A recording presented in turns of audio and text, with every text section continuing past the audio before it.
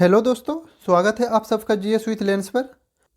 आज के इस वीडियो में हम बात करेंगे कोमागाटा मारू इंसिडेंट के बारे में। ये एक ऐसा हिस्टोरिकल इवेंट था जो 1914 में हुआ था।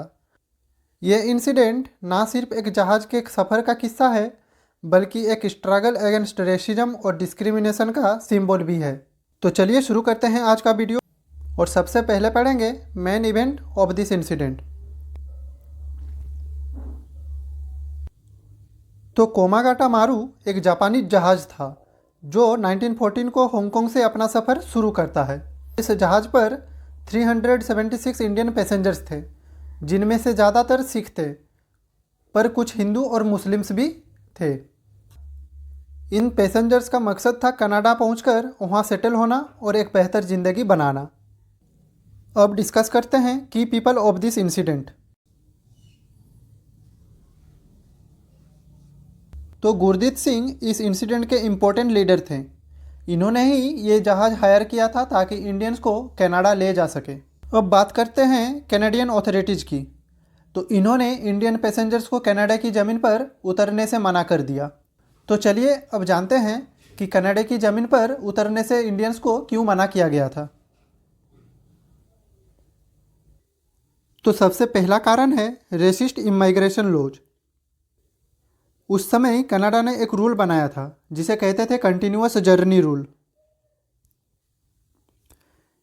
इस रूल के मुताबिक कोई भी इमाइग्रेंट सिर्फ तभी कनाडा आ सकता था अगर वो बिना किसी रुकावट के डायरेक्ट आता।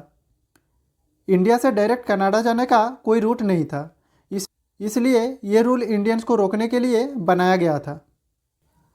नेक्स्ट कारण है राइजिंग नेशनलिज्म।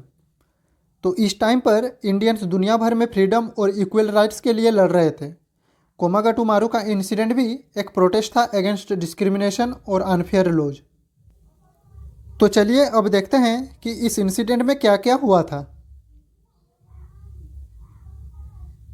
तो ये जहाज़ 23 मई 1914 को वैंकूवर पहुंचा था। कैनेडियन गवर्नमेंट ने पैसेंजर्स को उतरने से मना कर दिया।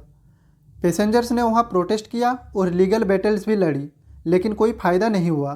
2 महीने तक इस जहाज़ को पोर्ट पर रोक कर रखा गया था बिना किसी सॉल्यूशन के, और आखिर में ये जहाज़ को वापस इंडिया भेजने का ऑर्डर दिया गया था। तो चलिए अब जानते हैं कि ये जहाज़ जब इंडिया आई तो क्या हुआ था। तो ये जहाज़ पहले कलकत्ता के बुजबुज पोर्ट पर आया था।